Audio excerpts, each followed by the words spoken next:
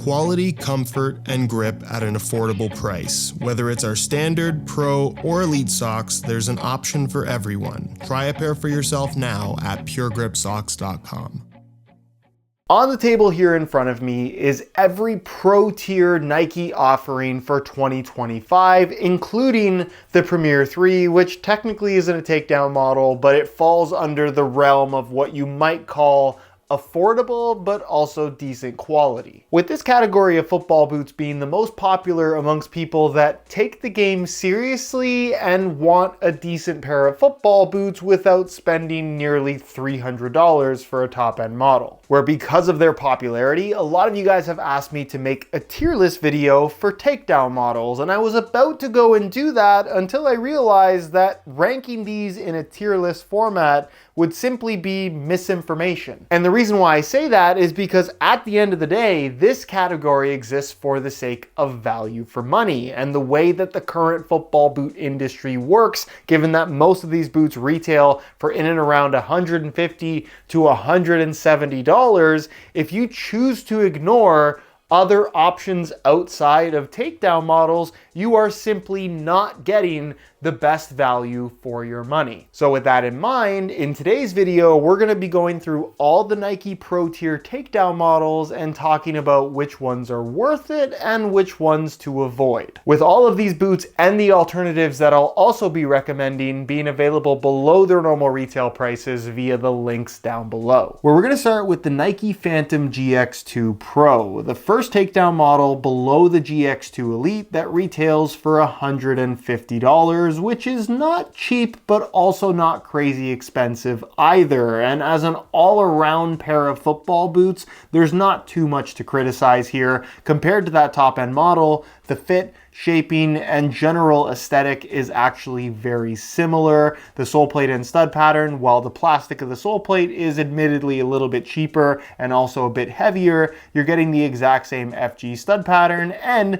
you're even getting a Flyknit upper, which is a material that historically has been used exclusively on the top-end Elite models. However, these cost significantly less. But then if we factor in what's realistically drawing people to the control boot category from Nike right now, it's that grip knit upper that you get on the top-end Elite model, something that is not a feature whatsoever on the GX2 Pro, where yes, there is some micro texturing in the form of these small ridges on the surface, but for the most part, the upper is completely smooth and provides no extra grip at all, where again, given that this is a control boot, that added grip is the main feature in all the marketing material. So the fact that you're not getting it at $150, to me, is a major disappointment when you're comparing the pros to the elites. It doesn't make them bad, and if you really like the design of the GX2 Elite but would rather them not have that extra grip on the surface of the upper, then the GX2 Pro might be the perfect boot for you. But for $150, this isn't the one I would buy. And that's because of this football boot right here, the New Balance Tequila V4 Plus Pro Low, New Balance's top-end control boot with a lacing system, a low-cut design, a fully knitted upper, and a sole plate and stud pattern that I would argue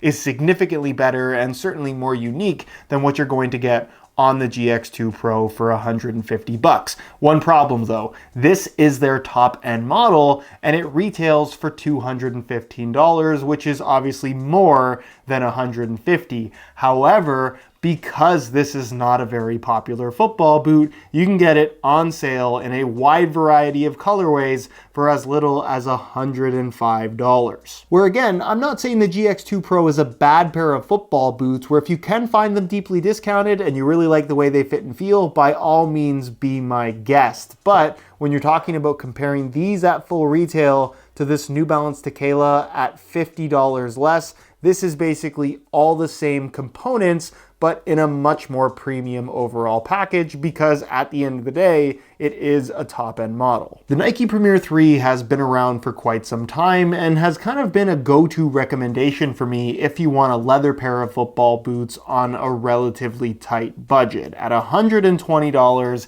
it's still a fantastic option, although its future is a little bit questionable because as far as I knew, a year ago or so, these were supposed to be discontinued, along with Nike announcing that they were no longer going to produce leather football boots at all. They seem to have since backtracked on that particular plan. So these are now back in production and being produced in more and more colorways. Whether or not we'll ever see a Premier 4, that remains to be seen. But as it stands right now, if you just really like the aesthetic, fit, and feel of this football boot at $120, or even if you can find them lightly discounted because that's all these ever are, I do think they're pretty solid football boots. However, it must be said that the alternative from the 3 stripes in the Copa Gloro 2 at $100 is also a really good and inexpensive pair of leather football boots with, as you can see, very similar styling. I'd personally make the argument that the leather feels a little bit softer on the Gloros than it does on the Premier at this point, but it also must be said that the Copa Gloros are more padded and generally wider and just bulkier in terms of the overall feel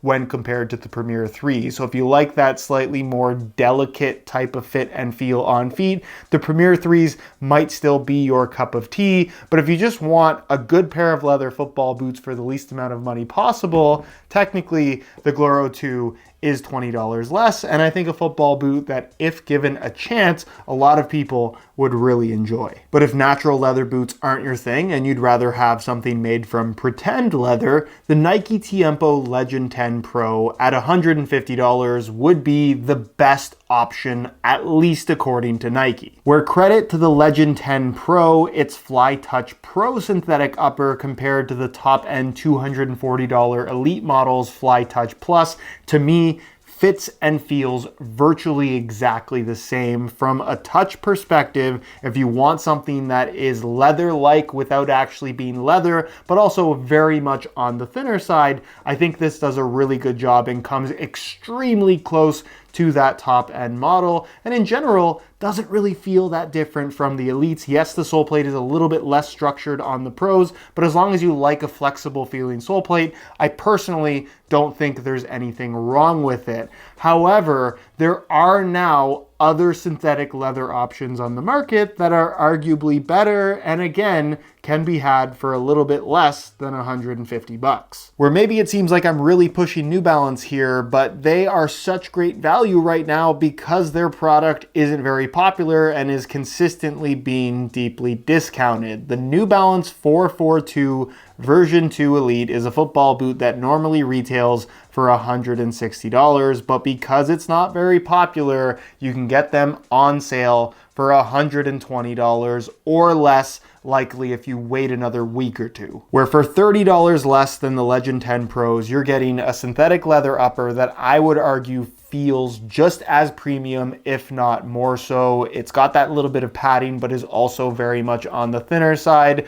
The one-piece upper construction, I think, works really well with this particular design, and the sole plate and stud pattern genuinely feels like something you'd expect to find on a top-end model that I would argue is just much better than what's on the Legend 10 Pro. It's also one of the lightest football boots on the market, believe it or not. So in terms of giving you that little bit of a speed boot kick, it's kind of crazy to think that you can have one of the lightest football boots on the market without spending $300. Plus, because it's New Balance, you can get it in both regular as well as wide fit variations. So no matter what your foot type, you'll be able to get a comfortable fit. Perhaps one of the most popular takedown models on the market is the Nike Zoom Mercurial Vapor 16 Pro, which bears a retail price of $160. That's $100 less than the top-end Elite, which is always one of the most popular top-end models on the market. However, for that $100 less, you do lose out on, realistically,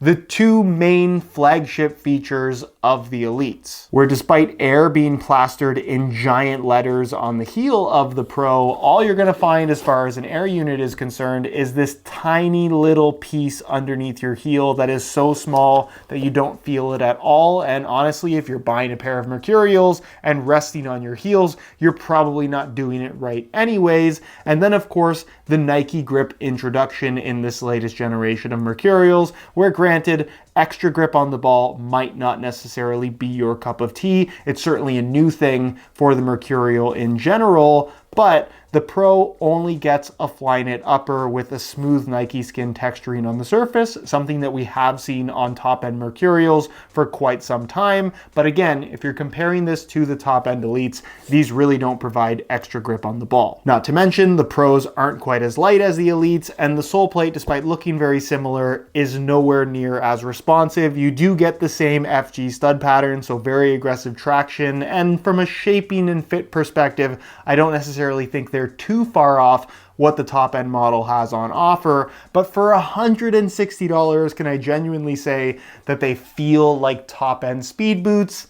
Not really. They're not bad, don't get me wrong, but I think the vast majority of people buying these are doing so more so because of the way that they look rather than the way that they fit, feel, and perform. Because if you really cared about getting the best possible speed boots for your money, the Mizuno Alpha 2 Elite at $180 might just be the best speed boot on the market that also happens to be one of the least expensive. Where it must be said, this is the only time I'm recommending spending an extra $20 rather than saving some money to get something better. But truthfully, the extra 20 bucks is well worth it. And I think the step up from Vapor 16 Pro to Mizuno Alpha 2 Elite is very much warranted in the fit, feel, performance, and just general experience. You're getting that raw synthetic upper without extra grip. That does kind of relate it a little bit more closely to the Vapor 16 Pro. The nice deep central lacing system makes for an overall fit and comfort level that I would say is far superior to any takedown model. The full length zero glide liner on the inside makes this arguably the most responsive football boot on the market,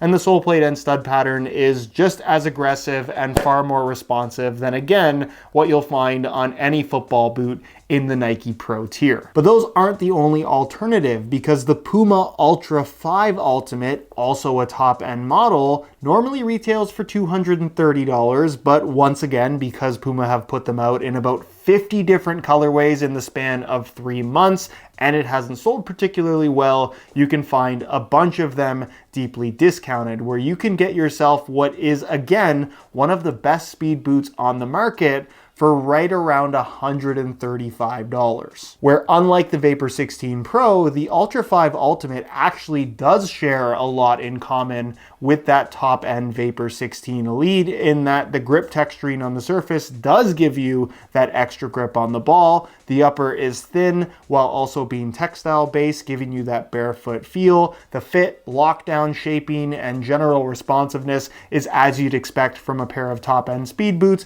The traction is as aggressive as anything, and again, the sole plate is more responsive than what you're going to get from the Vapor 16 Pro. For $135, you are going to be hard-pressed to find a better pair of speed boots. Which leaves us the two mid-cut pro tier options, the Mercurial Superfly 10 Pro, which retails anywhere between $150 and $170 depending on the colorway. There seems to be some pricing confusion at the moment. And of course, the Phantom Luna 2 Pro, which retails for $170. With both of these boots being exactly the same as the low-cut alternatives that I've already talked about, but of course these add on that Flyknit mid-cut collar, the Superfly having more of a flat shape at the top, the Luna 2 having more of like a contoured rounded shape. Where just like the lows, as better and even less expensive alternatives, instead of the Luna 2, I would definitely recommend going for a New Balance Tequila, and instead of the Superfly 10, I would strongly recommend going for an Ultra 5 Ultimate.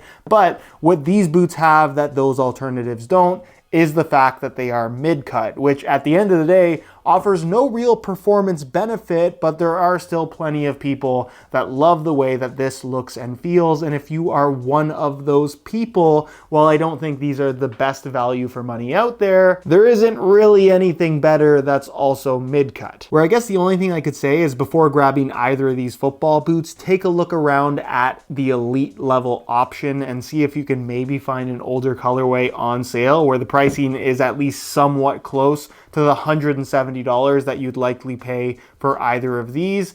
But for the most part, if you just want a mid-cut football boot in and around this price point, I don't think either of these are bad options, but they're certainly far from the best.